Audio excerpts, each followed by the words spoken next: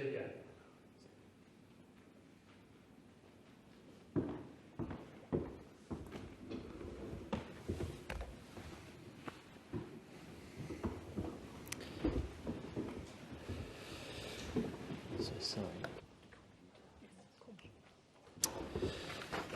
I call the clerk. Government business, order of the day number 1, condolence motion on the death of the Honourable John Charles Kerin AO.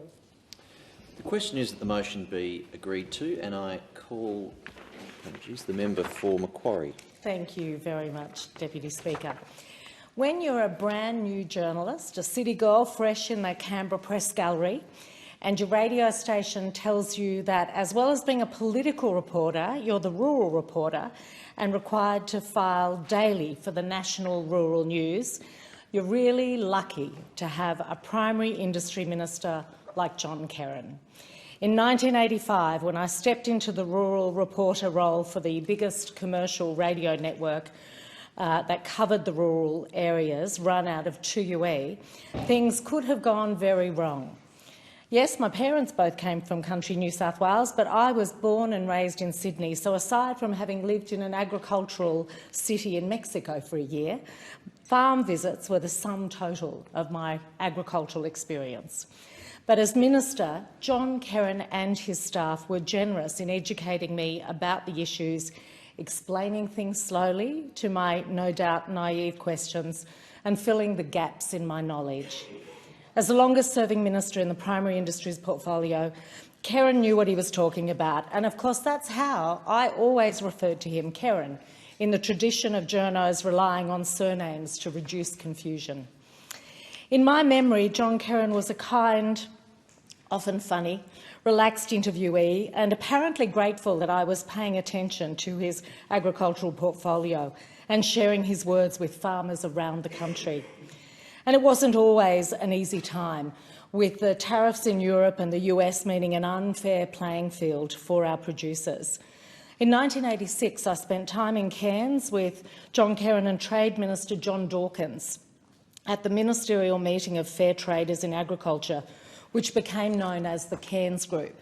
The first Cairns Group meeting brought together a collection of agricultural exporting countries from South America, Asia and the Pacific, plus Canada, with the goal of caucusing to get agriculture on the agenda of the Uruguay round of the multilateral trade negotiations, which they were ultimately successful in doing. Prime Minister Hawke, speaking at the meeting, described how bad the situation for farmers was in this way. He said, "I think it's no understatement to say that the GATT ministerial meeting at Punta del Este in September to consider the launch of a new round of multilateral trade negotiations will be the main and probably only opportunity over the next decade for setting in place multilateral mechanisms to restore some sanity in the international agricultural trading system." The Prime Minister went on to say, "The task before this group of fair traders is to develop tactics for maximising its influence in putting an end to the economic madness now pervading world agricultural trade. The distortion of the world's agricultural production and trading system has reached ludicrous proportions." And of course, John Kerin was a key part of the discussions that ensued. He did relationship building, he negotiated, and all those things took place over a few days in Cairns. And witnessing his efforts firsthand, outside of the private meetings that they held, remains clear in my memory. Of course, John Kerin would have had us laughing at a joke here and there as he came out to regroup. The Prime Minister describes it as John Dawkins and John Kerin have been untiring in their pursuit of agricultural trade reforms, and that's what we saw in action in Cairns in 1985. Of course, the other thing we would have asked John Kerin is if he had plans to impress his fellow ministers from around the world with his chook hypnotising skills. When I saw John a few years ago in Canberra, his warmth and humour and decency continued to shine through, and it's a privilege to be able to record a tribute in this place. Valet John Kerin. The question is that the motion be agreed to, and I call the member for Monash. Deputy Speaker, thank you for the opportunity to speak on such an important motion. In 1990, when I came here, and you may inform me as to how long he was the Prime Industries Minister, when did he finish? Because I believe in 1990 that he was still the Prime Industries Minister. And he came with a very, very good reputation with farmers in my electorate of Macmillan at the time. In fact, he was highly regarded by farmers and by the institutions that surrounded the farmers, including the VFF and NFF. He had, for a Labor minister, he had ingratiated himself by his personal knowledge of what it's like to be on a farm, growing up on a farm, living the farmer's life. His determination, of course, to get himself an education meant that he worked all day and then worked into the night on his education. Quite a remarkable man. I just recently saw him in the dining room. I felt it was recently, but what's recently in my life, Deputy Speaker? I saw John Kerin in the dining room, the Parliament House dining room, and I knew somebody else at the table. I went up and spoke to them straight away. And John was sitting at the other side of the table, and he said, "Aren't you talking to me? I hypnotised chooks, remember?" So he called me Russell, which I wouldn't have even thought he'd remember me. And nothing had changed with the John Kerin that I knew as a minister then, because I'm the only sitting member, Deputy Speaker, today that was here in 1990 to 93, through the tumultuous years of the fall of Hawke as Prime Minister and the raising of Keating becoming Prime Minister. And even Keating then promoted John, after being Treasurer, to a senior portfolio in the Keating government. So he was not only highly regarded by farmers, but he was highly regarded by the community at large, and he was highly regarded by his parliamentary colleagues who thought he was a bit quirky with his sense of humour, but they had a high regard for him. Now, on his staff was a fellow named Gordon Gregory, and because my electorate of Macmillan was basically rural, primary industries, from one end to the other, there were a number of issues that were extremely important to me and the farmers that I represented. And my contact in John Kerin's office was Gordon Gregory. And Gordon and I have had a great relationship ever since that time. So I want to give you Gordon's personal reflections on John Kerin, which will be far better than anything I can add to what has already been said, either here or at his commemoration ceremonies that I attended in Canberra a couple of weeks ago. And Gordon Gregory says this, Deputy Speaker: "Working on the ministerial staff of John Kerin was a privilege. He rarely gave orders to his staffers. Instead, he annotated ministerial documents, uttered brief comments and requests, and made known his preferences for next stage documents through what he heard and said in the thousands of meetings he held. Departments for which he was responsible were the primary industries and energy, the Treasury, transport and communications, or trade and overseas development, all served him well. Their officers knew him. They grew to like him. They soon learned to trust him and to respect his working ways. Departmental officers were very rarely kept waiting for the return of ministerial documents from his office. He liked to get through the paperwork. Part of the duty of his ministerial staffers was to sustain and augment this mutual respect between minister and public service. The staffer's capacity to hide behind the minister's wishes was treated with respect when dealing with the department." John Kerin undertook an enormous amount of official travel, mainly in Australia but also overseas as required. He had an encyclopaedic knowledge of places, people and industries in regional and remote areas. In his travels, he was always willing to do the work necessary for success, always cheerful. And he took those rural insights to the metropolitan places to which he went. He was a living bridge between the people of rural industries and members of the board. As a member of his staff, one's hope was to ensure that he was informed of all relevant information needed to make a decision in the national interest. He was pleased to be an economist and proud to have become Australia's #1 in that profession. But he had no pleasure in knowing that so many members of the profession he joined had blind faith in small government and market forces. For John Kerin, the national interest was something real, almost tangible, albeit complex in terms of the factors determining what it looked like. When faced with hard decisions, the national interest was in the room, openly discussed, which meant seeing through the self-interest of powerful people and vested interests. He did not trust privatisation, deregulation and the outsourcing of public services. He was always opposed to trickle-down thesis, including the notion of the trickle-down benefits of tax cuts. By staying on his staff for over 7 years, I was able to provide him with some continuity. This was especially useful towards the end when the ministerial road became bumpier. A minister with a portfolio has plenty to worry about with the challenges of finding suitable staff. When working with him, almost everyone with whom I came into contact had more technical nous than mine, this is Gordon's talking, my intellectual capacity and more commercial experience. But they did not have the ministerial confidence and trust given to loyal retainer that he was. I think I was able to provide what John Kerin needed on the personal and personable front, as a friend who was always around but did not interfere nor expect too much. I helped to satisfy his need for friendship and civility in his workplace, and it helped that there was a shared sense of empathy and fairness for those affected by the decisions made. The high-level technical support required by a ministry in economics, production, commerce, management and governance could be provided by others who would come and go. In a well-functioning ministerial office, there also needs to be someone with sufficient patience to deal with people who will not go away, those bearing gifts, the eccentric and the confused. I was that person. By dealing in a kindly fashion with such enthusiasts, could help maintain the good reputation of the minister. Deputy Speaker, I hope I wasn't one of those people at the time. Just once in my 7 years with him, John gave me a very direct order. We were in the Russian Far East talking about trade relationships.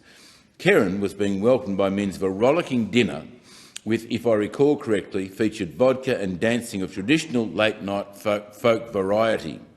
Towards the end of the evening, some of the local staff sang a Russian song in Kerin's honour. He and June were momentarily panicked. How could we possibly reciprocate and maintain our delegation's good faith? He ordered me to sing Travelling Down to Castlereagh, which I did. Like everything else one did with John Kerin, it was professionally appropriate for its time and place, but it was also fun. Given his absolute detestation of war, drinking and dancing in the Russian Far East would now seem both unlikely and inappropriate. But as a self-confessed humanist by nature, John Kerin would, I'm sure, ask us to distinguish between the Russian people on the one hand and their leaders on the other. So he says, rest in peace. I would say to you, Deputy Speaker, in all my years in this House, and there have been a number, John Kerin, amongst other very capable ministers in the Hawke government, John Kerin was a man to be admired. He was a decent man, he was an honest man, and he always spoke directly to the issue that you had come to him with. He paid due respect to every parliamentarian, whatever their status in the parliament was and whatever the issues that came before him were. So I say veil John Kerin, but here lies a good man. And I'd say to his family and all those that gathered for his funeral, we buried a good man, a man of standing, a man of ability, a man of talent. And there are so few John Kerins that come to this place. He was Agricultural Minister from 1983 to 1991. And how gracious it was that I was able to spend time in this parliament when he was at his peak. Veil John Kerin. The question is that the motion be agreed to, and I call the member for Gilmore. Thank you, Deputy Speaker. Well, I rise to speak on this condolence motion on the very sad passing of the Honourable John Charles Kerin AO. I start by paying my respects to John's wife June, John's family and to all the very many people that knew John Kerin, because that's what John Kerin did. Wherever John went, John left his mark, and that is why I am speaking here today. Decades ago, as a young girl, when I first heard the name John Kerin on the radio, in the newspapers, on TV, I can't remember exactly when I heard John's name, but I certainly remember it. I grew up on a dairy farm, and little did I know at that time, but of course John Kerin was the Agricultural Minister, or Minister for Primary Industries, as it was known then. John grew up on a farm not too far away in the New South Wales Southern Highlands and studied economics, then worked as an economist with the Bureau of Agricultural Economics, before entering Parliament as the member for Macarthur in 1972, and I was 2 years old. John held a number of portfolios, including Treasurer, but went on to be the longest-serving Minister for Primary Industries. Like John, I also studied economics, but at the very time, John was the minister. I mean, John was even in the textbooks and the articles. However, at that time, our paths had still not actually physically crossed. It would be many, many years later when I joined the Australian Labor Party as a member of the Jervis Bay St George's Basin branch that I first came across John's wonderful and loyal friends, and then John and June Kerin themselves. It turned out that John and June lived part of their time on the New South Wales South Coast and shared their time between Canberra and the coast. Myself as a candidate in a number of federal elections in Gilmore, most notably 2016, 2019 and 2022, John always seemed to pop up at events to support me. John always phoned and emailed offering guidance and support. No one asked John to do that, John just did it. And I understand that was because of who John was. I have to pinch myself, really. Here was someone that I had known as a prominent name as a young girl on the farm and while studying economics, and here was John Kerin decades later supporting me. But listening to condolences since John's passing, it is easy to see the tremendous mark that John has left on so many people right across the country. John was a reformist, a trailblazing minister for primary industries. John was a friend and a mentor to so many. May John rest in peace and his legacy live on. The question is that the motion be agreed to, and I call the member for Riverina. My late father Lance, a very good farmer at Brucedale between Wagga Wagga and Junee, I think only ever came to Parliament House once, and Dad wasn't one for protesting. But on 1st of July 1985, an estimated 40 to 45,000 farmers and their friends rallied at Parliament House to protest about the effect of taxes and charges on the farming community and the lack of government concern about their welfare. And the minister at the time was one John Kerin. In December of that same year, 25 tonnes of Frank Daniels' best wheat was dumped at the door of Parliament House. Now, John Kerin was not one for changing his mind, given his natural instincts. And I'm reading from an obituary here by Gordon Gregory, and this was published on the Pearls and Irritations John Menendew's Public Policy Journal. This was an obituary written just the other day. But as I say, in this obituary, Mr. Kerin wasn't one for changing. It says that, given his fascination with the industries in his protection and a real belief in the rectitude of the task given him, Kerin was building bridges, not moats. He opened the path between agricultural people, not just their leaders, and the evil of Canberra. And he did believe in ensuring that, indeed, we were going to export to the world, that we were going to look at tariffs and try to reduce tariffs and reduce protectionism. Now, I'm not saying my dear old dad was wrong, but I suppose when I think back of my late father Lance and I think of John Kerin, they were both similar of sorts. They were both strong in mind and strong in attitude. And at the time, you could imagine that farmers would have been pretty angry. They were pretty angry about the Hawke government, but I do also remember at the time that the rains came and ended the drought, so that gave the farmers something other to think about. And no doubt Hawke did take credit for that, member for Whitlam. But when you and some might say, well, why am I standing to pay tribute to someone who's whose own actions led to my own father coming here and protesting when Dad was not a protester, because it's simply the right thing to do. It's simply the right thing to do as a National Party member to come and pay tribute to somebody who held what can be often seen as a difficult portfolio in the Labor Party. And often the bar is set a lot lower for Labor agriculture members than it is set for National Party agriculture ministers. It is. It's just the simple truth.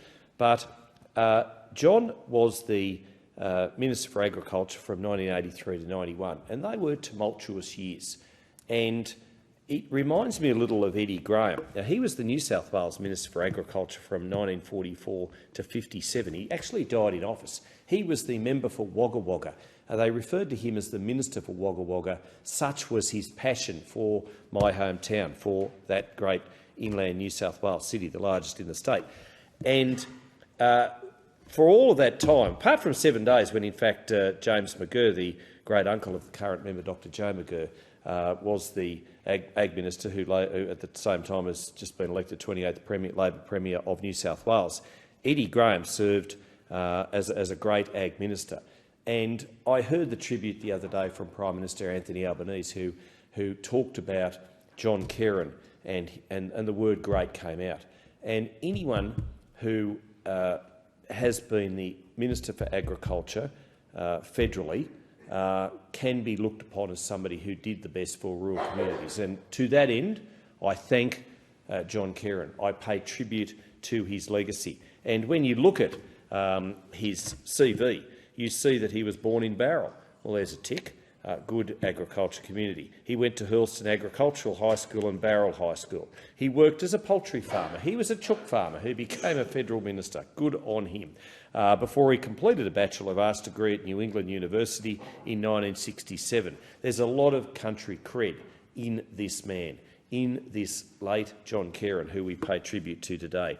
He completed a Bachelor of Economics degree at ANU in 1977, and he spent time working at the Australian Bureau of Agricultural and Resource Economics, ABARE. And so you can see that he would have been a model agriculture minister for the ALP. He served in the House of Representatives from 1972 to 75 under Gough Whitlam, as the member for Macarthur, now of course held by Dr Mike Freelander, and from 78 to 93 as the member for Werriwa after Gough Whitlam retired, causing a by-election. And I know, of course, Anne Stanley is the current member for Werriwa. He held several senior ministerial roles in both Hawke and Keating governments.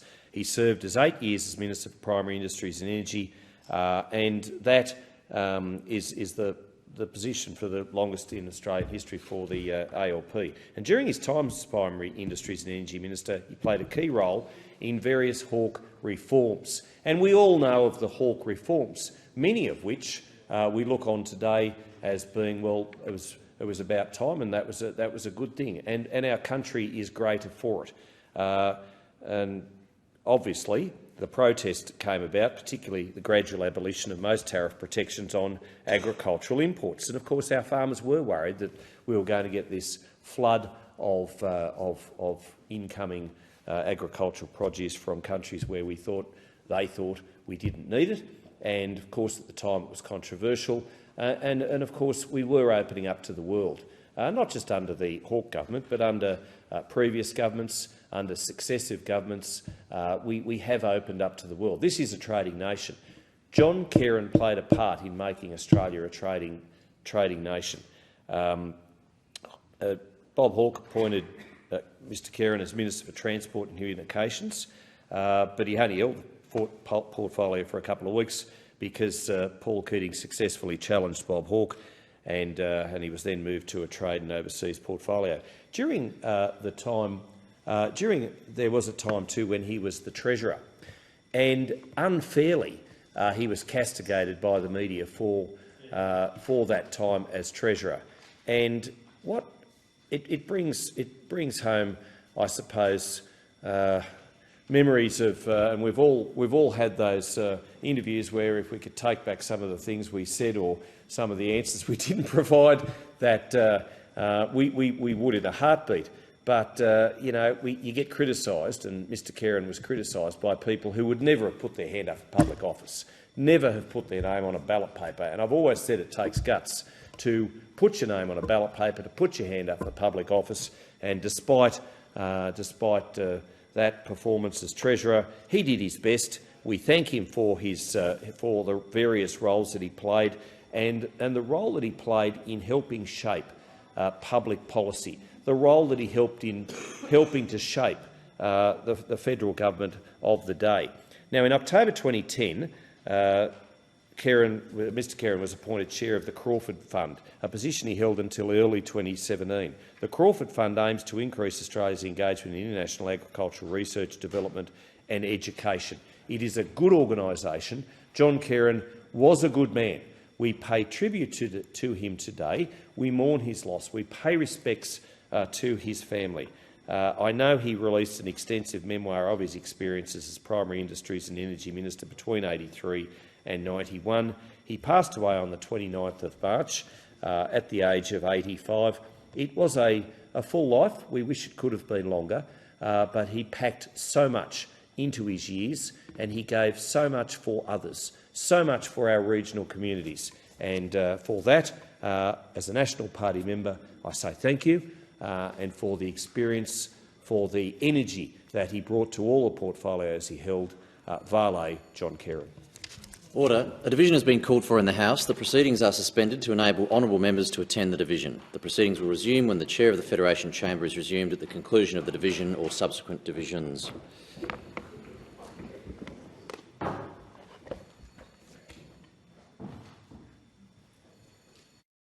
The question is that the motion be agreed to, and I call the member for Whitlam. Thanks, Deputy Speaker. I knew John Kerin, knew him reasonably well, and I liked him even better. But the contribution I'm going to make today draws upon my knowledge and friendship with him, but draws more heavily on some of his own words, some of his own writings, which were voluminous, but also upon three people who knew him for most of his life, particularly in relation to Jim Glasson, who grew up alongside him in Yeranbull. They were at primary school together and they were lifelong friends. Rodney Cavalier, who is well known to many people in this place, a former member of the New South Wales Parliament, a prolific Labor historian and a long-time friend of John as well, and a gentleman by the name of Phil Yeo, who was a former principal, a district director of the Department of Education in the Southern Highlands of New South Wales, and a former mayor of the Wingery-Carriby Shire Council. John was a boy from the Southern Highlands who made a big and lasting mark on Australia. Powered by sincerity, curiosity and a trademark sense of humour. He served in a time of giants, first as a backbencher in the Whitlam government and then as a highly regarded and high-performing minister in one of Australia's most highly regarded and high-performing governments. Yes. He was first elected as the member for Macarthur in 1972, in a seat which at that point in time overlaps 1/3 of my existing seat of Whitlam, and that part was the Southern Highlands of New South Wales. But back then the seat stretched all the way from the western suburbs of Sydney down to the south coast of Nowra.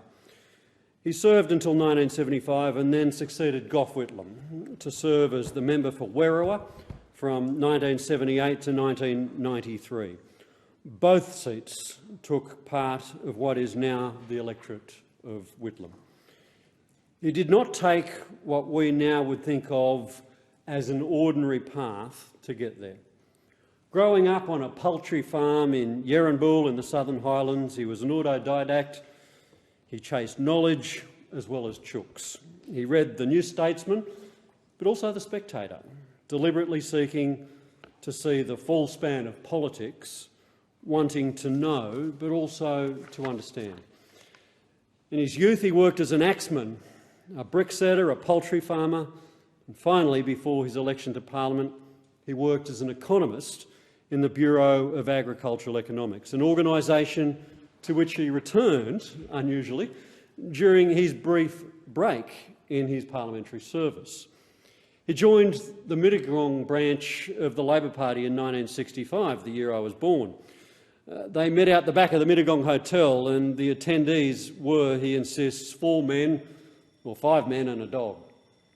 Along with Pat O'Halloran, John built and drove the Mittagong branch, and then he drove and built Labor's standing in the Southern Highlands. If he'd done nothing else, he would have deserved the party's gratitude for that feat alone. But John Kerrin truly was a regional Australian. The Hawke-Keating government, as it is now known, is storied in Labor history and indeed in Australian history, and that is as much because of the depth and range of abilities across its cabinets, as it is about the two headline names. And John Kerrin was one of those in those cabinets. The Prime Minister has said that John Kerrin was Australia's finest Minister for Primary Industries, and you'll not hear me contradict that assessment. He was also the longest-serving minister in that portfolio, with all its unique challenges and difficulties. We're indebted to John for his autobiography, The Way I Saw It, The Way It Was, which he completed in 2017 and made freely available online. It's a detailed and generous, wry account of his life. I think it totals 726 pages. I have a printed copy of it, and it serves many purposes.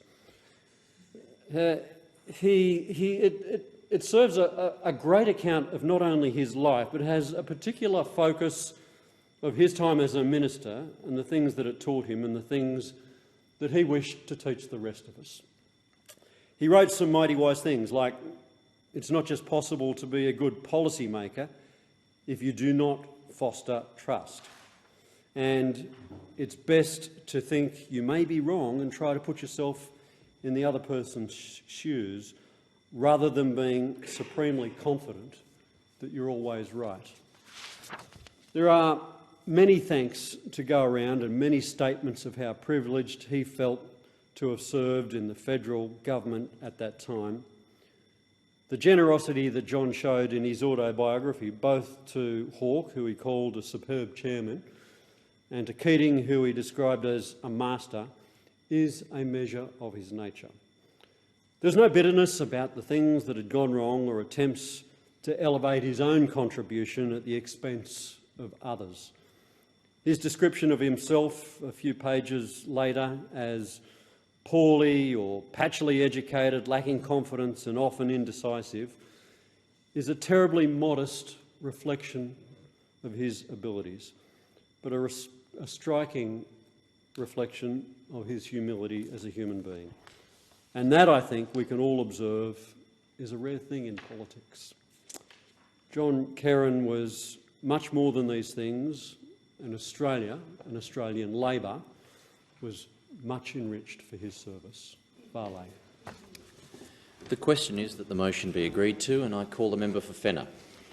The last public event that I did with John Kerrin was to introduce him as the guest of honour at ACT Labor's dinner celebration of the 50th anniversary of the Whitlam government at the Canberra Labor Club in December 2022. John was physically frail but intellectually lively, and he told the stories of serving with Gough. And what better person to regale the dinner than a man whose first stint in federal parliament had coincided exactly with the Whitlam government. Elected in 1972 as member for Macarthur and unelected in 1975. At least his dismissal was by the voters. When John returned to Parliament in 1978, it was as Gough Whitlam's successor as member for Werriwa. John won a three-way pre-selection contest and served the people of Werriwa until 1993. In my experience, those who've been defeated and then returned to Parliament come back a little humbler and more attuned to the voters. During his time out of Parliament, John Kerrin completed his Bachelor of Economics at ANU and worked at ABARE. So when Labor won in 1983, Hawke appointed Kerrin as Minister for Primary Industries and Energy. Kerrin was a former poultry farmer and loved hard work. He could set 6,000 bricks a day in the kiln. At his funeral, Michael Osirin described John as hard-working, always able to push himself to exhaustion. Jim Glasson described him as a man who worked hard, played hard and would read and write late into the night. Barry Jones remembered that John Kerrin subscribed to the New Statesman and The Spectator, keeping an open mind to new ideas across the political spectrum. He was a habitué of the Parliamentary Library, where he met his wife June, a story that, in this digital age, I fear may never again be repeated. The man known to some as JK never took himself too seriously. In his eulogy, Christopher Massey told us John would often enjoy his own jokes so much he would laugh over the punchline. Brian Hill told the story of a trade negotiation with Japan, in which a straight-faced John Kerrin told his counterparts, "Australians value our tuna so much that each one of them has its own name." His quixotic sense of humour is embodied in the fact that one of his favourite poems was John Donne's The Flea, and the poem Said Hanrahan, which John read in England when he and June renewed their wedding vows, and which John Lombard read at John Kerrin's funeral. He was an inveterate joiner of organisations, perfect preparation for a Member of Parliament who wanted to serve his community well. He was loved by his mates. His friend Tony Gleeson said of him that to be a mate of John Kerrin's was to share his trust and his values. John wasn't a hugger, but he had huge hands, like dinner plates, someone said, which gave his handshake a character of a kind of an embrace. When he was dropped from cabinet by Bob Hawke after forgetting an irrelevant acronym at a press conference, both men cried. As a minister, John Kerrin recognised that country Australia was about more than agriculture. I fear that's the mistake that some representatives of rural Australia in this place make. They focus on crops, roads and livestock, but they ignore the social networks, the doctors, the schools, the communities that bind regional Australia together. John Kerrin was respected by farming experts as Australia's longest-serving agriculture minister and stands as an inspiration to all who follow him in the role. Former Ag Minister Joel Fitzgibbon described him as a lanky axeman, not a bad skill to have in politics, Joel said, and said that John Kerrin put policy before politics and detested those who got them in the wrong order. Current Agriculture Minister Murray Watt said, free of vested interests, solely focused on doing what's right for farmers, farm workers and for the whole agriculture supply chain. His reform legacy lives on in Australian agriculture, and he rightly deserves the title of Australia's best ever agriculture minister. I first met John Kerrin in 1994 when I was writing my Sydney University government honours thesis about trade liberalisation and the Australian Labor Party. John had only just stepped down from Parliament, but he was generous with his time and generous with his insights. He'd worked to undo the McEwenite idea of protection all round. He supported tariff cuts and looking after the most vulnerable. As an economist, he knew that choosing openness was the best option for Australia and pursued his ideas with idealism and vigour. After retiring from politics, John Kerrin remained active in public life, chairing ANU's Crawford Fund and writing his memoir, The Way I Saw It, The Way It Was, The Making of National Agricultural and Natural Resource Management Policy, which is available as a free e-book download and is indispensable reading for anyone seeking to understand John and the economic reforms of the 1980s. John was an active participant in the ACT branch of the Labor Party. To see him at meetings was to be reminded of what an honour it is to represent Australia's oldest and greatest political party. With me, as with many other members, John took time to email, to chat and to turn up. A joiner and a community builder to the end. I count myself lucky to have known him and to have shared his warmth, ideas and integrity. It being 1:30 p.m, the Federation Chamber stands adjourned until 4 p.m. today.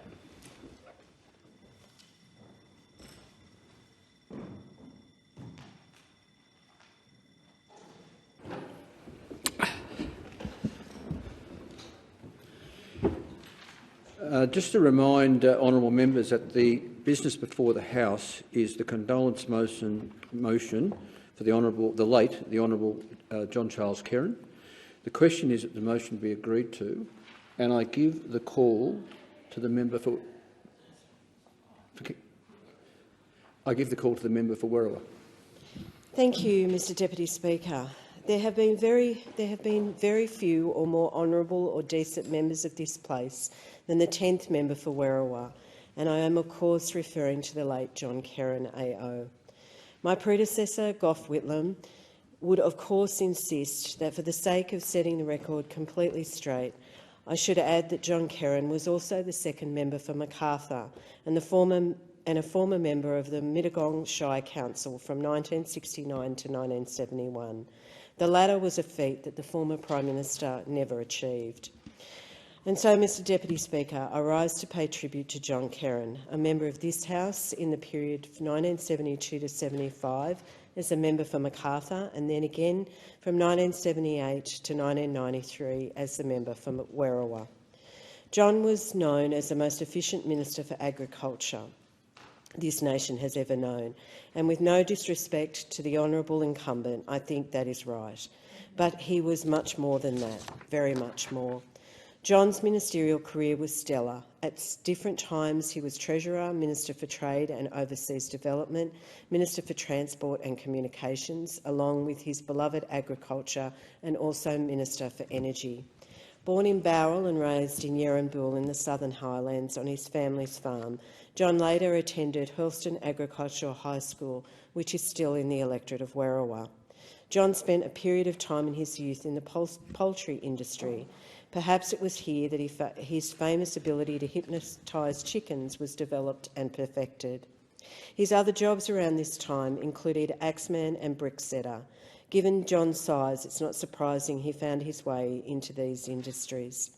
Later, and always seeking to learn, John formally completed his studies at the University of New England and the Australian National University. He had a sharp mind but an even sharper wit. Few in this House have ever possessed a more self-deprecating and droll sense of humour. The parliamentary records note that John went on 52 official conferences, delegations and visits during his parliamentary service. Notwithstanding his frequent overseas travel, John was a highly respected and much-loved local ALP branch member. Attending branch meetings, even while Treasurer, was a priority to him. His white C-plated Comcar would inevitably show up at Monday night's meeting at Macquarie Fields Indoor Sports Centre to deliver his insightful local members' reports. John's involvement with the ALP goes back to his earliest days. He founded the Southern Highlands branch and at various times was both its president and secretary. Notwithstanding a small hiatus, John never wandered far from his belief in the party. He knew the party better than anyone, despite knowing its faults, also knew its incalculable force for good. Post-politics, John's life was as full as ever. He never stood still and never really retired. He was chair of the Australian Meat and Livestock Corporation, a director of the CSIRO, and at various times chair and member of the Crawford Fund for 17 years. John's farewell took place at Old Parliament's House. It was, Mr Deputy Speaker, an appropriate setting for a man who served his electorate, party and nation in that place for so many years with such distinction. For many aspects, John was old school, especially in his manner and style. On reflection, John's interest in and contributions to Australian agriculture was entirely in keeping with his character. For John was a hands-on man, a practical man, always looking for solutions and answers. And we're better to use those skills than in an area of public policy that requires such an approach. And so it is entirely appropriate that this Minister for Werriwa, the 14th, pays tribute to my predecessor in this new Parliament House, the same building John attended in the second half of his parliamentary career. Because while John was an old-school man, he was always looking to the future for solutions to today's and tomorrow's challenge, and it is in this building that John did as well as that, and that's what we're doing here now. To June and John's family, I offer my sincere condolences, but I also give thanks for a life well lived and for an example I will strive to follow. And I thank the member for Werriwa for their contribution. The question is that the motion be agreed to, and I give the call to the member for Canberra. Thank you, Deputy Speaker. I rise today to pay tribute to the Honourable John Charles Kerrin AO, a remarkable Australian and a dedicated public servant, a proud member of the Australian Labor Party, committed to the people of Australia and who served them with passion, intellect and a sense of unwavering duty. A minister in the Hawke and Keating governments, a Labor legend, but I had the privilege to call him a friend and knew him as an active branch member of ACT Labor until the end.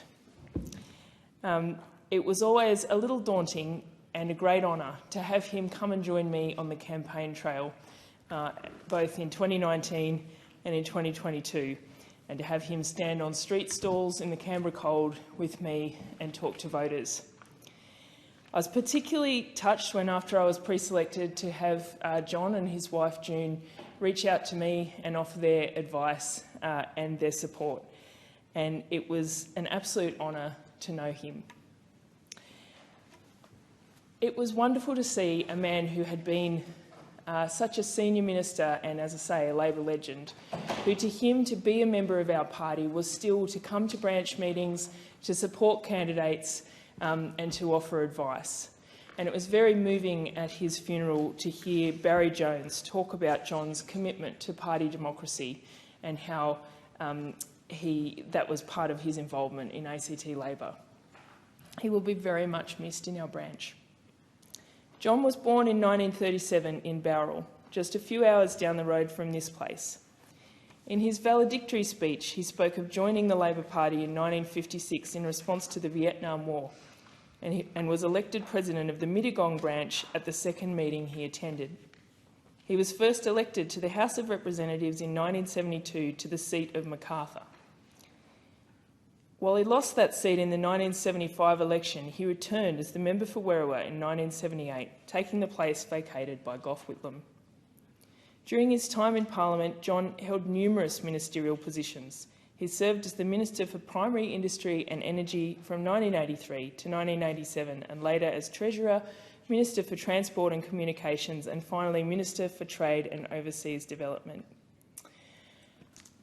Last year, and I think it was the last time I saw John, it was wonderful to see him honoured at a press club address by the current Minister for Agriculture, Senator Murray Watt, and that John was honoured as a very special guest there. And that Senator Watt, Minister Watt, described him as Australia's best and most reformist agriculture minister, a view I know that is widely held. John's service extended far beyond his political roles. Prior to his political career, he had pursued various occupations, including as an axeman, a bricksetter and a farmer, roles that would help guide and shape his politics. He worked as an economist for the Bureau of Agricultural Economics, where he contributed significantly to shaping agricultural policies. John was passionate about environmental sustainability, serving as chairman of the Australian Advisory Council on the Environment and as a member of the Australian Development Assistance Agency Board. In 2001, he was recognised for his leadership and appointed as a member of the Order of Australia, and in 2018 he was appointed as an officer of the Order of Australia. Beyond his professional achievements, John is remembered as a really a special friend to so many, a very caring and genuine person. He had a keen interest in the arts, music, travel and the natural world, including birds and the beauty of the Australian bush. Those who had the privilege of knowing John will remember his sense of humour. His valedictory speech is an entertaining mix of warmth, political insight, humour and advice. Many of the themes remain relevant today, including female representation in politics, the impact of our jobs on our families and the quality of political journalism. In one insight, he described life in Canberra as a combination of theory, egomania, megalomania, media mania and the rules of Gaelic football in a derived environment without any bottom line. His was a life well lived and he leaves an enduring legacy. He leaves behind a remarkable contribution to Australia's political landscape, agricultural sector and environmental sustainability, inspiring future generations to pursue public service with dedication, integrity and compassion. My sincerest condolences to June and John's family. John, thank you. You will be much missed. And I thank the member for Canberra for their contribution. I understand it is the wish of honourable members to signify at this stage their respect and sympathy by rising in their places, and I ask all present to do so.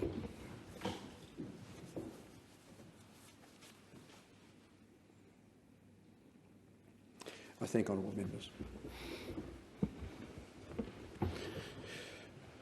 I ask the Leader of the Federation Chamber to move that further proceedings be conducted in the House. Is leave granted? Leave is granted. I move that further proceedings be conducted in the House. Thank you. Is the motion seconded? Yes. I thank the member for Moncrieff. The question is that further proceedings be conducted in the House. All those of that opinion say aye. Aye. Against say no. I think the ayes have it. And I call the clerk. Government business, order of the day number 2, death of the Honourable Stuart John West. Condolence motion. The question before the House is then that the motion be agreed to, and I give the call to the member for Cunningham. Thank you, Deputy Speaker. Today I pay my respects to the Honourable Stuart West, who passed away on 29 March 2023. I also would like to acknowledge Stuart's contribution to the Australian Parliament and our community. Stuart's wife Mary Paris and his family were in the gallery on Tuesday when the Prime Minister paid tribute to his friend Stuart West. Can I also make special mention of Stuart's sister Shirley, who also lives in Wollongong. Almost a year ago, I had the privilege to be elected as the Labor member for the Illawarra seat of Cunningham. I love representing our area in the Commonwealth Parliament. And I am also a successor to Stuart West, who was member for Cunningham from 1977 to 1993. Stewie's love of politics and the Labor Party never diminished. Despite his deteriorating health, Stuart stayed up to watch his good friend Anthony Albanese claim victory on election night, nearly 1 year ago. The broader community knows Stuart as a minister in the Hawke government. But first I would like to talk about Stuart as a local resident and as the member for Cunningham. Stuart West was born in Forbes, New South Wales on 31 March 1934. He lived in Tubble, near Young, until the family moved to Windang, near Lake Illawarra. Stuart left school early at 15 or 16 and began working in a bank in Nowra. An early sign to Stuart's future occurred at the bank. As Stuart and the bank manager watched the May Day march, the manager said, "Someday you'll be leading that march, Stuart." How true. In 1953, Stuart began working on the wharves at Port Kembla, the same day as his father John. Outside his family, Stuart's lifetime passions were the trade union movement, particularly the Waterside Workers' Federation and the Australian Labor Party. Between 1972 and 1977, Stuart was president of the Waterside Workers' Federation Port Kembla branch. As well, he was on the ALP Federal Electric Council for Cunningham between 1968 and 1977 and campaign manager for the Honourable Rex Connor from 1966 to 1975. Stuart's passion for all working families and his local community shone like a beacon throughout his parliamentary career, right from the start. Stuart was elected in a by-election on 15 October 1977. This followed the sudden death of long-time member for Cunningham and Whitlam Government Minister Rex Connor. In his first speech to Parliament as a new MP on the 25th of October 1977, Stuart focused on the cancer of national unemployment, and particularly unemployment in the electorate of Cunningham. Soon after Stuart entered Parliament, Prime Minister Malcolm Fraser called a federal election for the 10th of December 1977. Stuart was re-elected in 1977, 1980, 1983, 1984, 1987, 1990 and retired at the 1993 election. In the years leading up to Labor's victory in 1983, Stuart West served as opposition spokesperson on Aboriginal affairs, on environment and conservation and on finance and trade. Stuart's role as Shadow Minister for Environment and Conservation was at the dawning of the modern age of awareness of the value of the environment and of the threats to its future.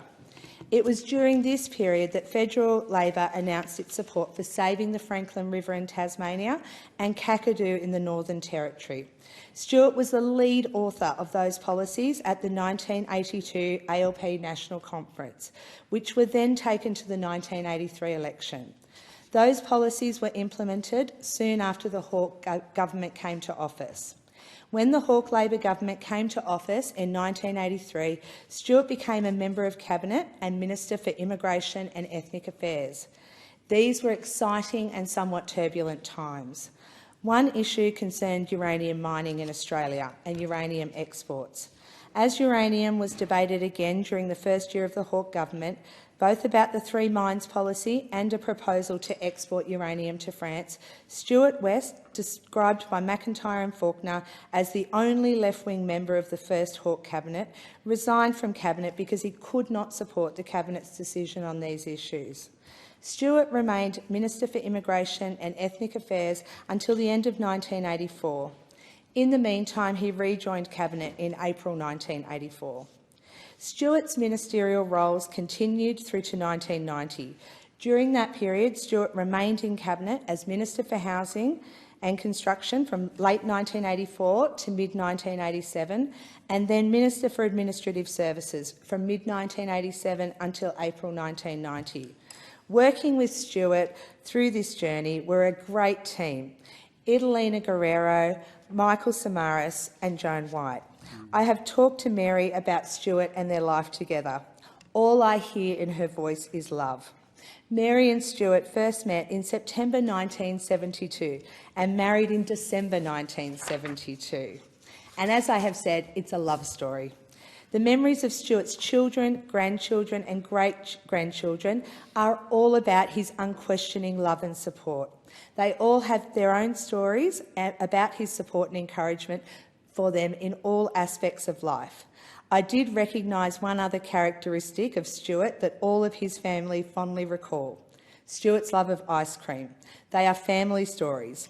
In 2015, Stuart was diagnosed with the early signs of dementia. The dementia progressed and began to dominate Stuart's life. Mary and Stuart moved from their family home in Fig Tree to Wollongong.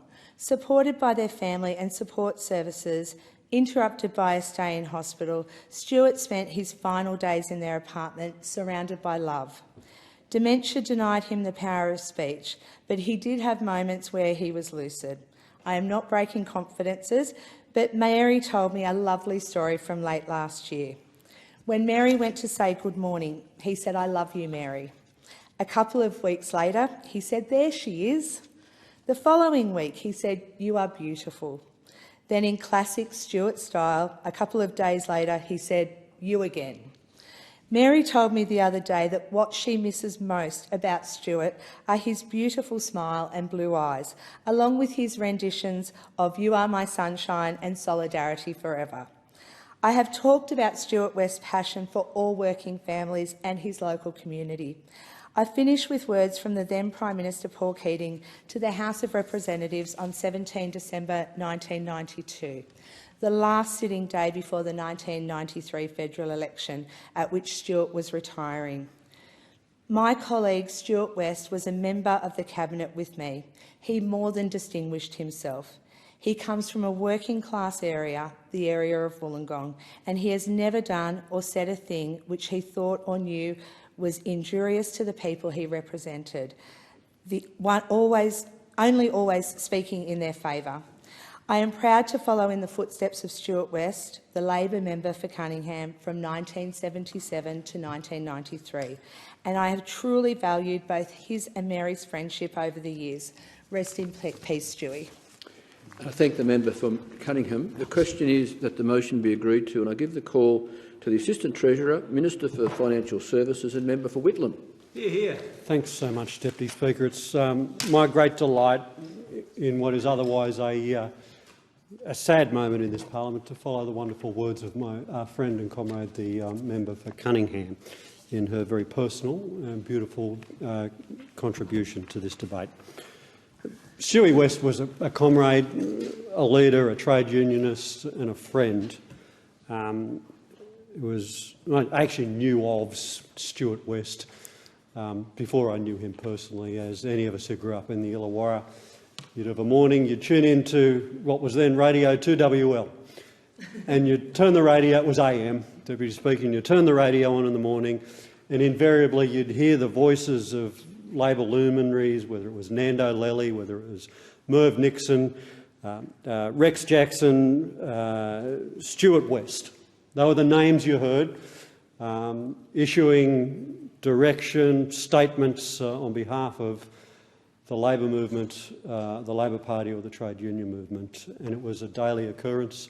and you grew up with it in the same way that you grew up with Weet-Bix and milk. It was just a part of the culture of growing up in this region. And as I entered my teen years, that knowing of Stuart, I enjoyed the benefit of knowing him. I campaigned for him and other Labor Party people as I grew up in the Illawarra. He was a giant of the region and a giant of the Labor movement. Stuart, as the member for Cunningham has said, spent most of his life in the service of the working people, and in particular the people of the Illawarra. And I'm delighted that his wife Mary and his daughter Glenda have been able to be here in Parliament today and earlier this week as the Prime Minister moved a very moving personal tribute to him. Through the battles of the 60s and 70s, he was there as the President of the Waterside Workers Union at Port Kembla, as President of the Labor Party's Cunningham FEC and the campaign manager for the very giant Rex Connor. When Connor died of a heart attack, when Rex died of a heart attack, I should say the good Rex Connor, died in August 1977, Stuart was the obvious successor. He'd been his campaign manager and he had strong support inside the branches. It was both a unique and an agonising way in a by-election to end up in Parliament. The honour of his election cut across the very personal grief that he felt that his good friend had passed away in such shocking circumstances. If you read Stuart's first speech all the way back then in October 1977, it was clear that he went to Canberra to do things, not just to fill a seat. And he went there to fight for his principles, fight for his people, fight for his beliefs. His language was colourful and combative, which surprised nobody who knew him. It was all straight talk delivered with a punch. And his sentiments, even all of these years later, just rise off the page, and we can all hear him speaking as we read those words. He set out the challenges facing his electorate and the broader Illawarra region of the time, the value of the steel industry, the importance of the Port Kembla Steelworks in particular, its importance to the region and the Australian economy. I can hear myself nearly 30 years later delivering similar speeches on a similar subject matter. Within a few paragraphs, he was already on the attack, going after the Fraser government for promoting industrial troubles as an issue on which to hang an early election, and urging them to get down to the job of resuscitating the Australian economy. In the 16 years that he served in this place, he kept up that fight. What also jumps out from those days is that many of the fights that he had on behalf of the Illawarra region are fights on which myself and the member for Cunningham continue to this day. He said back in 1977 that Illawarra should be a great centre for training our youth in the skilled trades which we will require in the future. True then, true today. It's one of the biggest tasks that the member for Cunningham and I face every day in this place. We do so on the back of giants of the people who followed before us. You're a member, Deputy Speaker, who represents the great island state of Tasmania, and I know you're from down south, but I know you're passionate about everything in the island state of Tasmania. Whether you're a visitor to Tasmania, as many hundreds of thousands of mainlanders and overseas tourists are, or whether you're a native of that state, you know about the famous Franklin and Gordon National Park. And as visitors to that state today can go walking through the national park and they stare up at those majestic trees, the Huon pines that predated European and often human settlement in the area. Hundreds of thousands of years of evolution and thousands of years in some of the trees there. Some of them predate the birth of Christ. Absolutely magnificent. If the thylacine truly does still exist today, it'll be somewhere there. It'll be somewhere there. What most people don't know is the reason that we can still do that is because of the work of Stuart West. It was because of the work of Stuart West. It was in the lead up to the 1983 election. Stuart West was the Shadow Minister for the Environment. He was passionate about the Franklin below Gordon region. He was passionate about Kakadu, and he's passionate about Daintree. And it was Stuart who wrote into the platform of the Labor Party as we approached that election that a Hawke government, if elected, would prevent the damming of the Franklin below Gordon Dam. And we succeeded in government, and that policy was enacted when the Hawke Labor government was elected. Stuart wasn't the minister when we came into Parliament, but he was the bloke who made certain that that policy occurred. And it's, as it is so often with us in this place, there's not a name plaque that exists on some of our greatest achievements, but those who know, and I hope those who read these tributes afterwards will remember of the tremendous service that Stewie had and the things that he leaves behind. He served as the Minister for Immigration and Ethnic Affairs. Then, as now, these matters are often very contentious. He served as the Minister for Housing and Construction. Then, as now, he just wanted to build more stuff. He thought the Commonwealth had a role in building stuff, and he did that as the Minister. As I said earlier today in my condolence speech for the late John Kerin, another great man from my area who served in that magnificent government, the source of the strength of that government was the source of its caucus and the source and the strength of its ministers, the principle and intelligence and drive of its ministers, and Stuart was one of them. It's a mark of his character that he was willing to resign from Cabinet on a matter of principle within the first year of the new government. And despite the risks to his career and the personal pain that it caused him, he put principle before position. The same sense of principle that took him into Cabinet and out of it and back in again, he continued his push for good things and his beliefs and his principles in Parliament and when he left. It was one of the great honours of my life. The member for Cunningham has mentioned in her contribution in his later years, dementia got hold of him. And I don't know how conscious he was of what was going on at the time. I suspect he was very lucid at the time. It was one of my great honours to be able to present to Stuart when he was awarded life membership of the Labor Party, that myself and the then Labor Party leader Luke Foley were able to, who came down to Wollongong for the event, were able to present him with his life membership. Good mate, good comrade, wonderful human being, Vale Stuart West. And I thank the Assistant Treasurer and note that indeed no one has proven that the Tasmanian tiger does not exist. And indeed it may well be found there in those deep ravines. The question is that the motion be agreed to, and I give the call to the Minister for Immigration, Citizenship and Multicultural Affairs and Member for Scullin. Thank you, Deputy Speaker. I feel very privileged to rise to make some brief remarks in this important condolence debate following those made by the Prime Minister and my friends, the member for Cunningham and the member for Whitlam. Mine will be a less personal contribution. I never met Stuart West, but I hope that it is of interest to some that I recognise the wider significance of his contribution.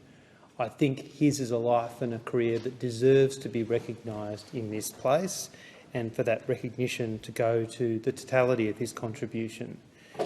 I think of Stuart West's contribution, and I think he can only be described as a giant of the Labor movement, a person who made an extraordinary contribution as a unionist, as an activist, as a local representative in this place, and of course as a minister. Notably, he is someone whose involvement in politics can be characterised only by an unerring adherence to principle, but not abstract principle, a sense of principle that was anchored in the concrete, in being true to one's values whilst ensuring that those of us who are in this place use every minute we're here to make a difference.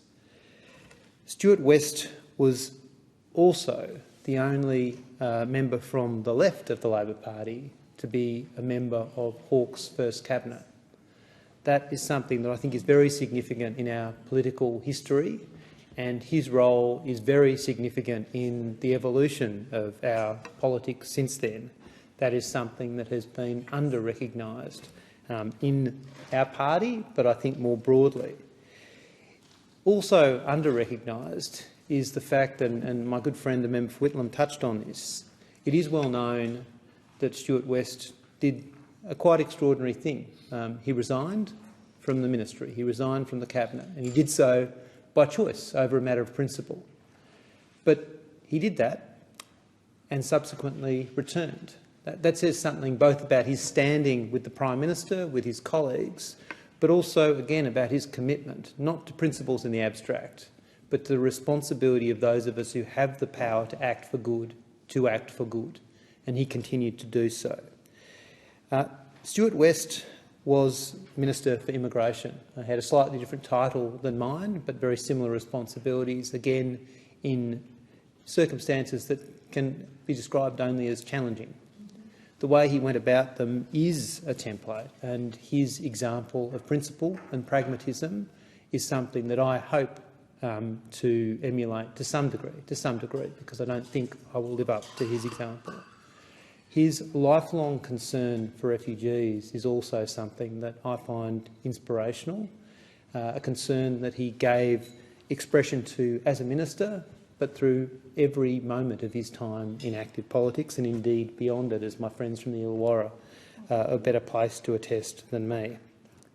His contribution more broadly in his other portfolios, but perhaps most significantly in terms of his role within the Labor Party and as the Shadow Minister for Immigration, might be his most enduring public legacy.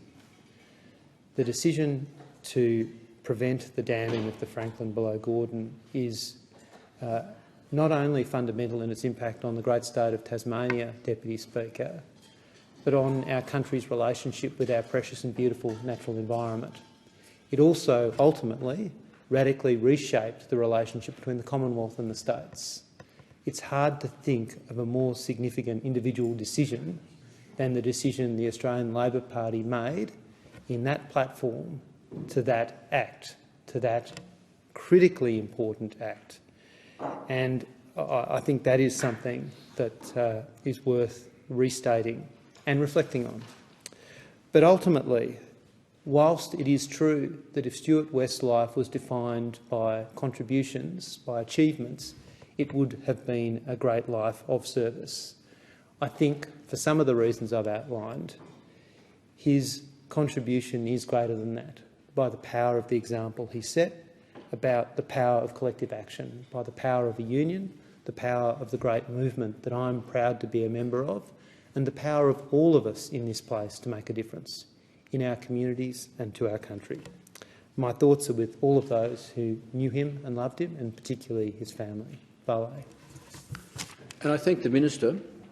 I understand it is the wish of honourable members to signify at this stage their respect and sympathy by rising in their places, and I ask all present to do so.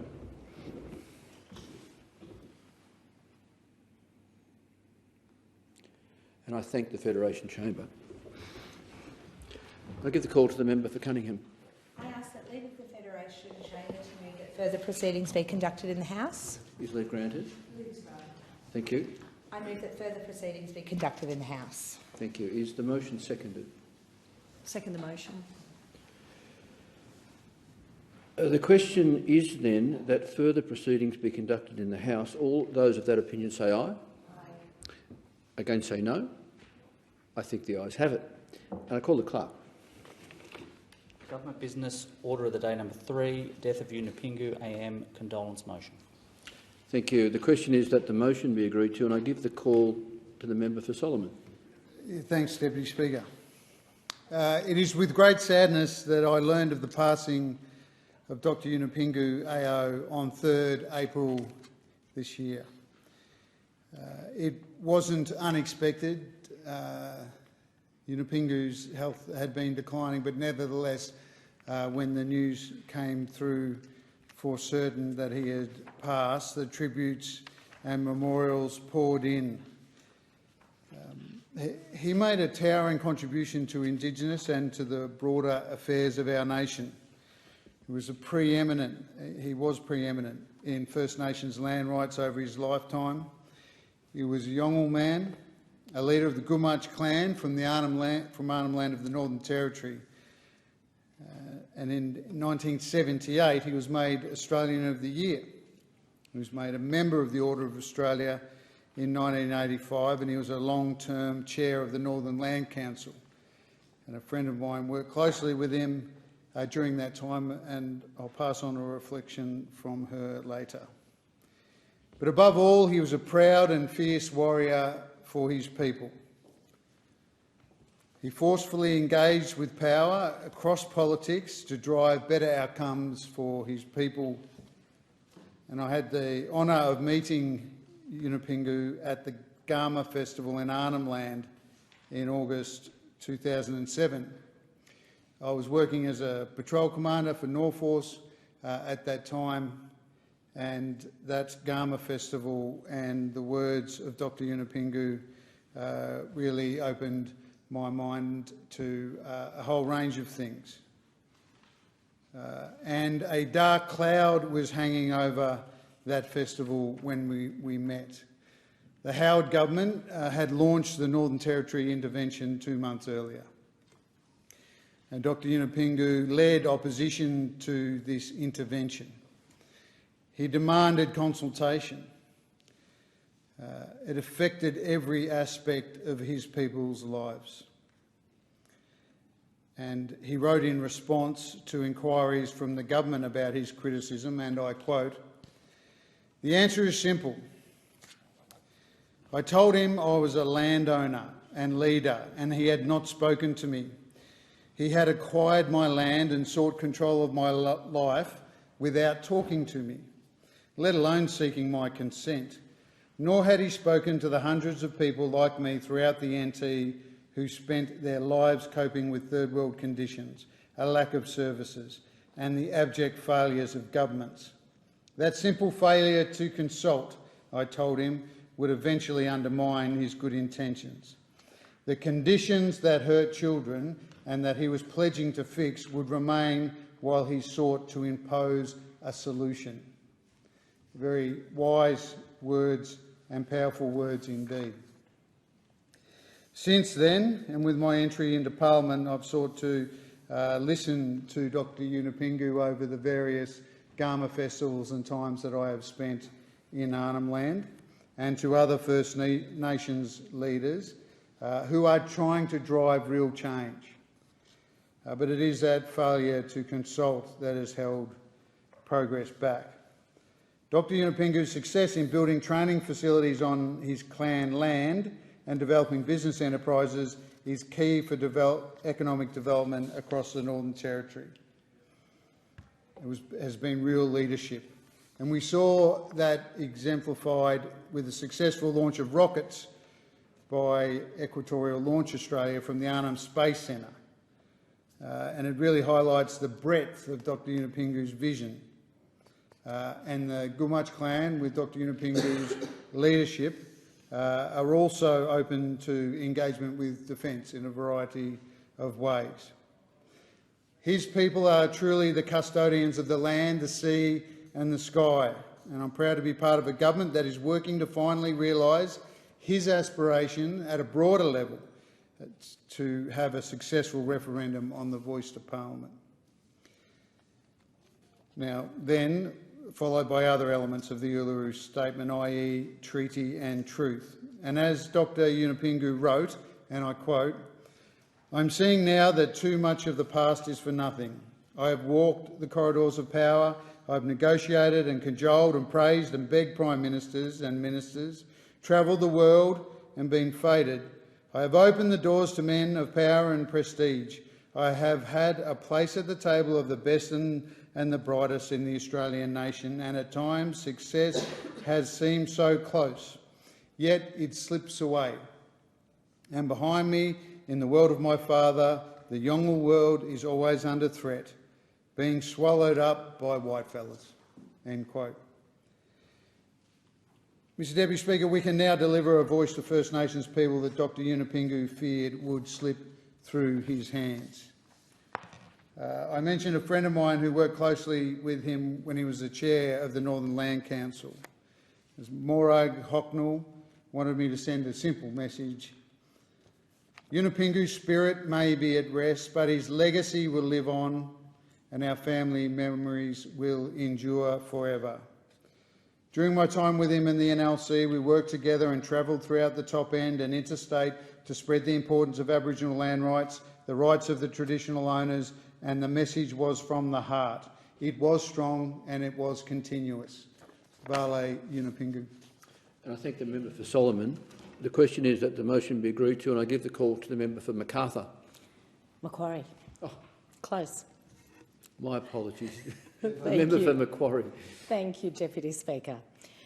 The Yolngu people have lost a great elder, and Australia has lost one of its greatest leaders of the past century, Yunupingu. His totems were Far, Rock and Baru, the saltwater crocodile. His name means the sacred rock that stands against time. His accomplishments and his examples of leadership are timeless. He was a skilled mediator between Indigenous and non-Indigenous structures of power. He was a thoughtful custodian of culture. Yunupingu's activism began early in life. In 1963, as a teenager, he helped create the first Yirrkala bark petition, calling on this parliament to recognise Yolngu land rights and protesting against the proposed bauxite mine near Nhulunbuy.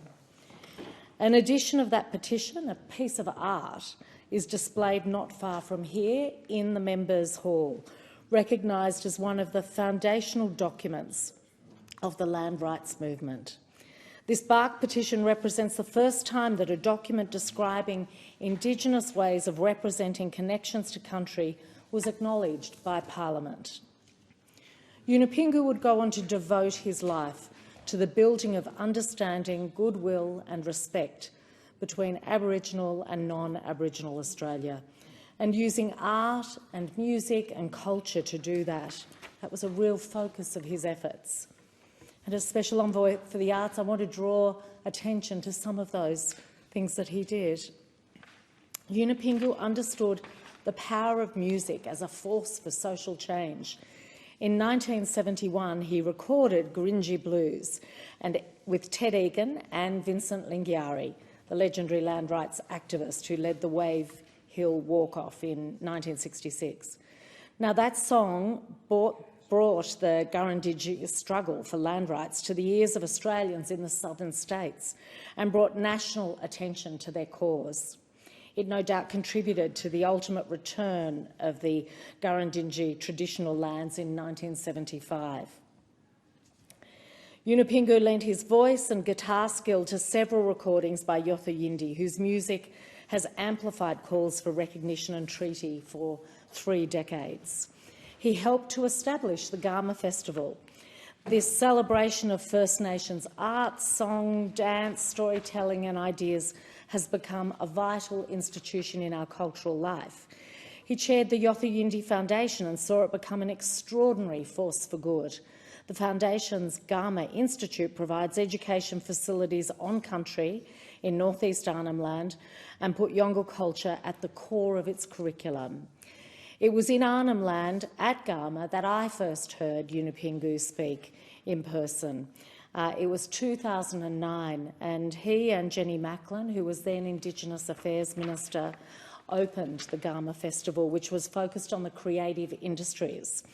I think if Yunupingu had contributed to nothing other than Garma, it would be an extraordinary legacy, and we heard the member for Solomon talk about his experience of Garma, which is something that for nearly everyone I've ever spoken to who has been at it, a non-Indigenous person who's been to it says it is transformational in the way that it helps you think about our First Nations peoples and the culture and connection to land that they have. And it was certainly that for me. Yunupingu was a powerful advocate for a voice to Parliament. And not only was he there from the beginning, he set things in motion at multiple points along his life, including most recently as a member of the Referendum Council established in 2015, which led to the Uluru Statement from the Heart in 2017. He was a member of the senior advisory group that developed the Voice proposal for this parliament. He knew that when First Nations peoples are involved in decision-making processes that affect them, better outcomes for those people will come about. Yunupingu argued with great clarity and eloquence about the need for Australia to respect and empower Aboriginal and Torres Strait Islanders on their own terms. In 2016, he wrote, "What Aboriginal people ask is that the modern world now makes the sacrifices necessary to give us a real future, to relax its grip on us, to let us breathe, to let us be free of the determined control exerted on us to make us like you. And you should take that a step further and recognise us for who we are and not who you want us to be. Let us be who we are, Aboriginal people in a modern world, and be proud of us." Yunupingu was rightly frustrated by the slow pace of Australia's reconciliation journey throughout his lifetime. We all should be. We in this place can best honour his memory by continuing his mission to advance the agency, rights and opportunities of First Nations peoples with the same persistence and determination that he did. May his journey to be reunited with his fathers and his kin be a peaceful one. Thank you, Speaker. And I thank the member for Macquarie.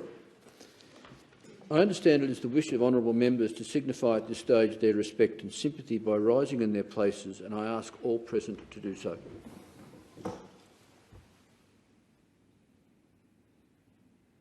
And I thank the Federation Chamber. And I give the call to the member for Cunningham. I ask leave of the Federation Chamber to move that further proceedings be conducted in the House. Is leave granted? Leave is granted. Leave is granted. The member for Cunningham. I move that further proceedings be conducted in the House. Thank you. Is the motion seconded? I second the motion. And I thank the member for Moncrieff. The question is that further proceedings be conducted in the House.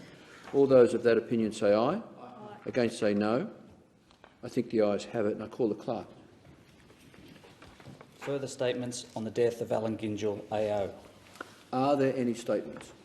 And I give the call to the member for Wills. Thank you, Deputy Speaker. I rise to pay my respects and express my deep sadness at the passing of Alan Gyngell AO. Alan was one of Australia's finest foreign policy minds, as you would know, Deputy Speaker, one of the finest practitioners of foreign policy and international affairs that this country has seen. He served Australia at the highest levels in so many senior roles. I can't name all of them, but he was awarded in 2009 the Officer in the Order of Australia for his services to international relations.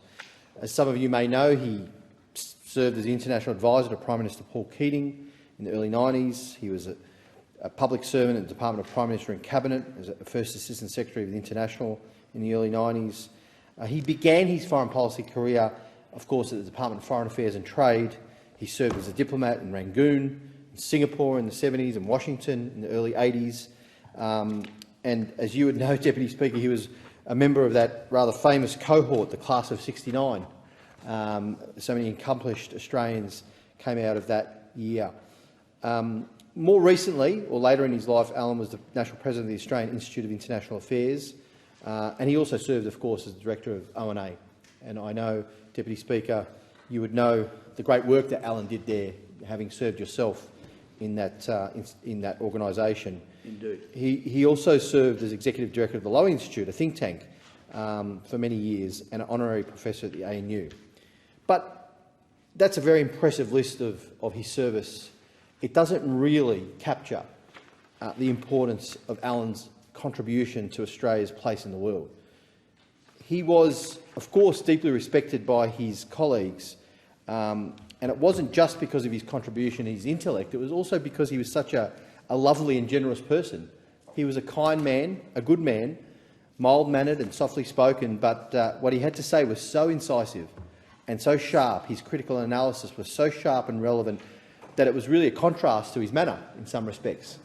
He was generous as well with his time and advice to colleagues and to very junior officers.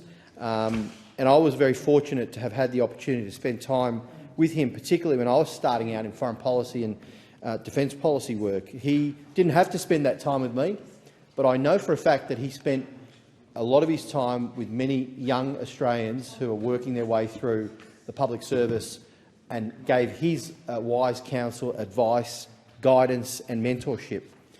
He will be deeply missed, not just amongst the foreign policy or the national security community or the public service, but I think broadly right across the Australian community, because he actually impacted many lives for the better through the work that he did.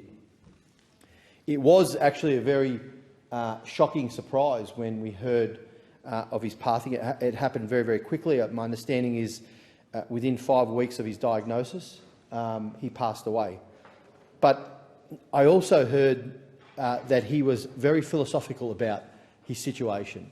I think he said something like the price of life, the entry cost of life is death. He was very philosophical. He was very reflective. He said things like, you know, he doesn't have a small family that he's leaving behind. He's had a full life, and it's really a credit to the man that he was so calm and so generous and giving, even in his last weeks on this earth. So I want to say and give my heartfelt condolences to Alan's family, his children, his wife, his friends, and there are many of them right across the community. Rest in peace, Alan Gyngell. And I thank the member for Wills. And I give the call to the Assistant Minister for Competition, Charities and Treasury, the member for Fenner. Thank you, Deputy Speaker. Alan Gyngell was one of Australia's greatest public servants. He was happy to be a member of the Department of Foreign Affairs and Trade's famous class of 1969, alongside Sandy Holloway, Rick Smith and John Dowth. I first met Alan 30 years after that, in 1999. I was the Labor Party's trade advisor, reaching out to experts on behalf of my boss, Senator Peter Cook. As a 27-year-old staffer, I was just the conduit for the Shadow Trade Minister, but Alan took an interest in me and helped mentor me in my career. I'm not sure I ever knew anyone so influential, yet so modest.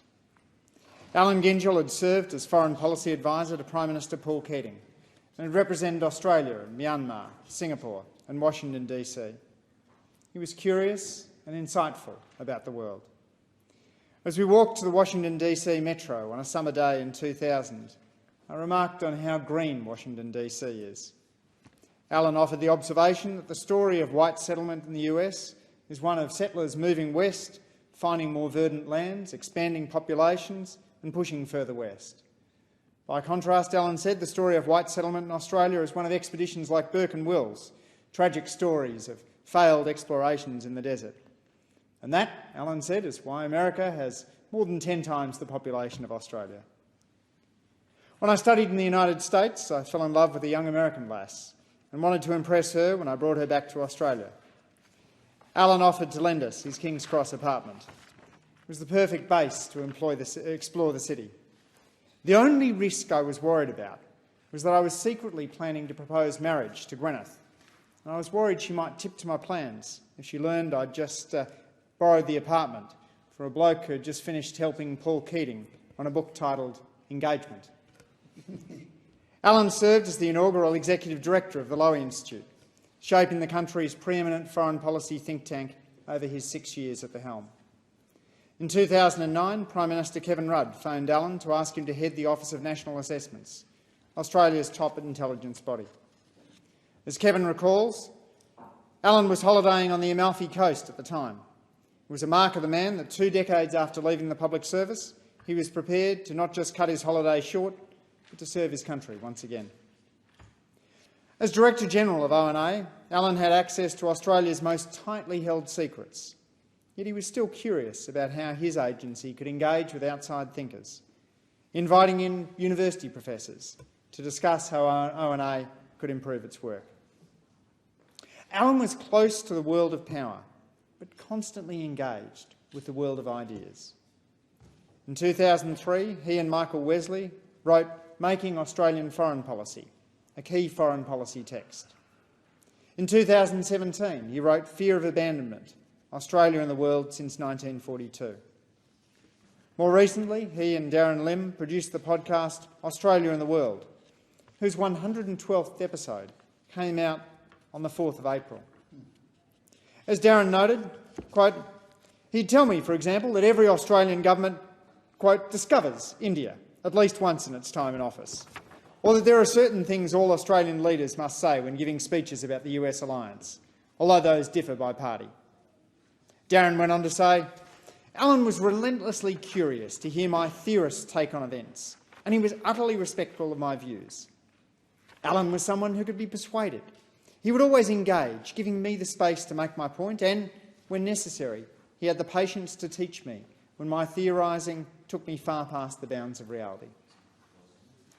Alan was a prolific producer of ideas. On the Lowy Institute's interpreter blog, Vafa Gassazi listed 5 of Alan's big ideas. First, incorporate an Indigenous element in the ceremonial welcome of foreign heads of state and government to Australia.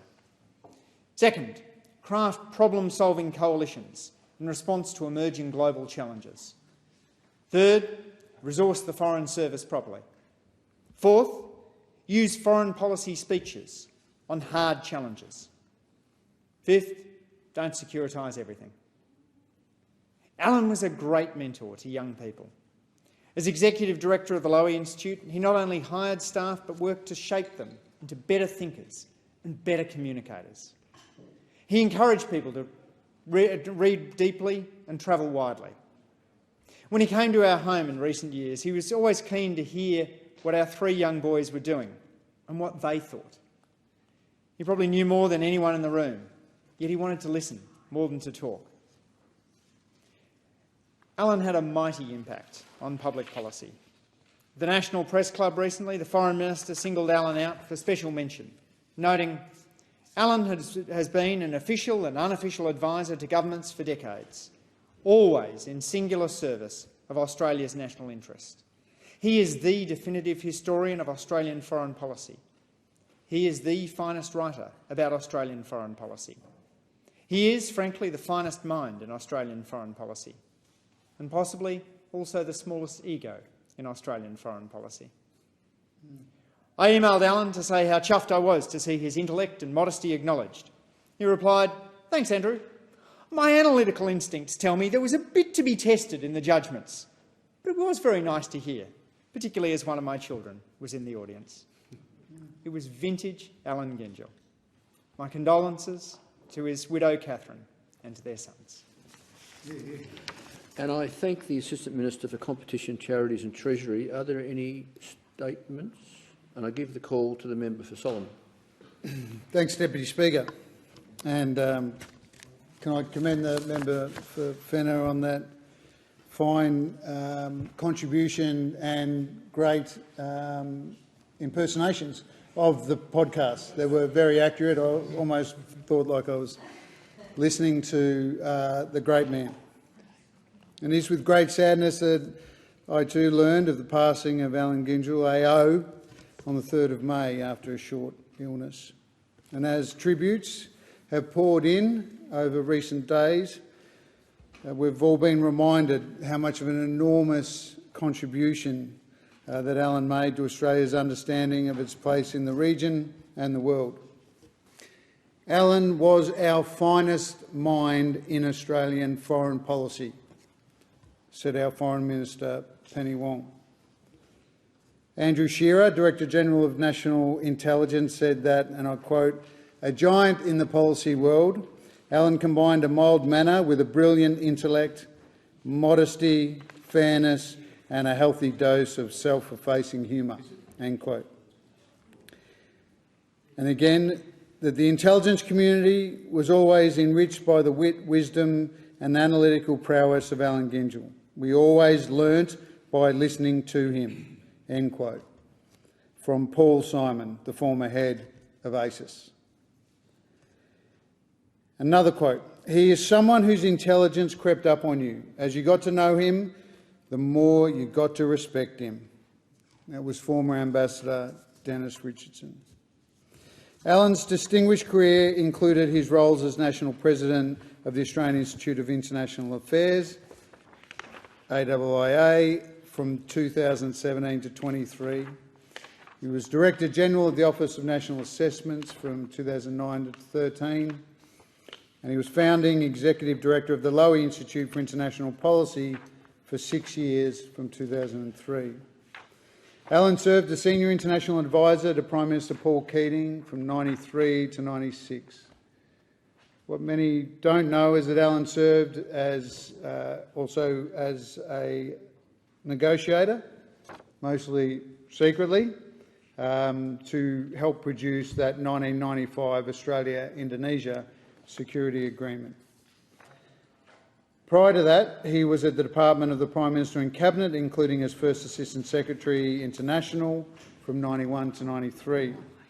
He began his foreign policy career as an officer at the Department of Foreign Affairs and Trade, where he served as a diplomat in Rangoon, in Singapore and in Washington, DC. He was an influential mentor to many in the foreign policy community in Canberra and nationally. He was always generous with his time and with his advice. And I had the great privilege of meeting with him, and I really appreciated his time in council during our last term in opposition. And now, looking back, I really wish the division bells hadn't gone if I knew that it was the last time that I'd get to spend time and ask questions of this giant of foreign policy. Many, including the Foreign Minister, have commented on Alan's remarkable intelligence, kindness, wit and warmth. And those are the qualities I also remember. He had a remarkable ability to access and to dissect the most complex policy challenges with the scholar's incisiveness, the practitioner's wisdom and the rigour of an analyst. A division has been called for in the House. The proceedings are suspended to enable honourable members to attend the division. The proceedings will resume when the Chair of the Federation Chamber is resumed at the conclusion of the division or subsequent divisions.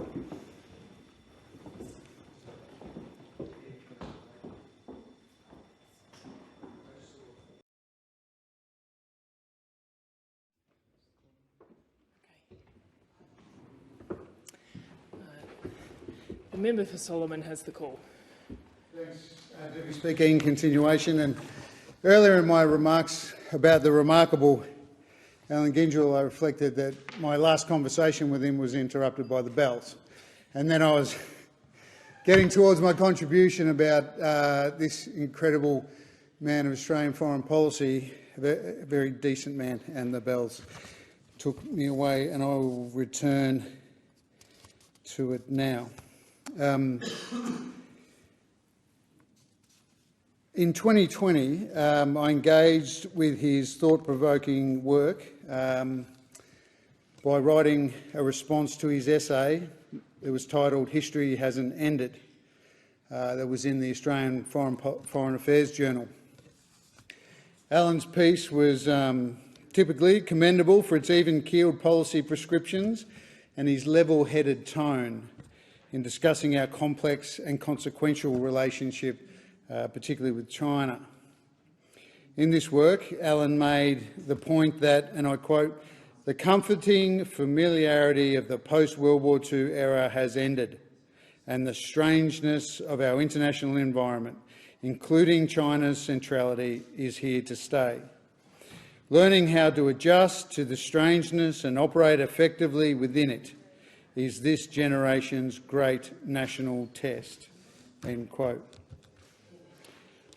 Alan was consistent in warning against hyperventilation on Australia's strategic challenges, always offering the hard-nosed and nuanced analyses that you would expect from someone who's such an experienced policymaker. But people with as many years in foreign policy as Alan may not necessarily have had that even-keeled approach, that sensible, pragmatic approach. It's remarkable the balance that made him so unique and respected in the foreign policy and national security community. Alan was also a noted scholar in his own right, and I think it's important to pay tribute to this aspect of his career as well. The 2003 textbook, Making Australian Foreign Policy, which he co-wrote with Michael Wesley, remains compulsory reading among Australian students of foreign policy to this day. His 2017 book, Fear of Abandonment, is another classic of Australian foreign policy. So for these and for all his intellectual and policy contribution, Australia mourns a giant of Australian foreign policy with Alan's passing. I too offer my deepest condolences to Alan's wife Catherine and the family. Thanks, Deputy Speaker. I thank the member. Are there any statements? I call the clerk. Statements. Number 2, further statements on the death of John Olsen, AO, OBE. Are there any statements? The member for Newcastle. Thank you, Deputy Speaker, and it's a real privilege to rise in this chamber this evening to pay tribute to the late John Olsen, AO, OBE. John was an iconic Australian artist, a storyteller, a poet, a larrikin who could wear a beret like no other, and a very proud Novocastrian. Indeed, John Olsen is a name that will forever be synonymous with Newcastle art. He was, as the title of his last exhibition in Newcastle makes clear, our city's son.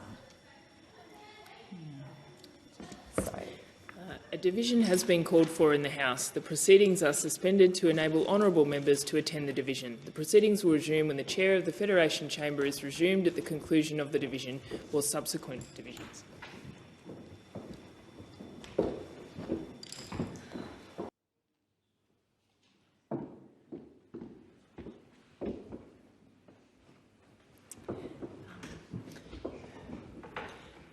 The question is that are there any statements? And the member for Newcastle has the call. Thank you, Deputy Speaker. Just in continuation, John Olsen was born in Newcastle in 1928, just a stone's throw away from the Newcastle Art Gallery. John maintained a deep, affectionate and enduring connection to our city throughout his 95 years, frequently visiting Newcastle, loving it as his hometown. Although he travelled extensively across the globe, gaining national and international acclaim, he never forgot where he came from. I had the pleasure of seeing John at his last major exhibition at the Newcastle Art Gallery in 2016, where he personally curated and in fact created specifically for that exhibition a number of works that reflected his profound affection for Newcastle and the Hunter regions, waterways, our beaches, the harbour, lake, river and wetlands. The exhibition achieved the highest attendance in the gallery's history. Such was John's popularity in Newcastle. There were close to 30,000 visitors for that exhibition in Newcastle. And during the exhibition, John celebrated his 89th birthday at the gallery, surrounded by myself and another 500 of his closest friends from our community singing happy birthday in unison and enjoying his glorious painting, King, Sun and the Hunter, which he painted, as I said, in 2016. And there was indeed a King, Sun and the Hunter themed birthday cake crafted specifically for that special occasion. John's generosity and support of the Newcastle Art Gallery were significant, with several works of art donated to the gallery. A division has been called for in the House. The proceedings are suspended to enable honourable members to attend the division. The proceedings will resume when the Chair of the Federation Chamber is resumed at the conclusion of the division or subsequent divisions.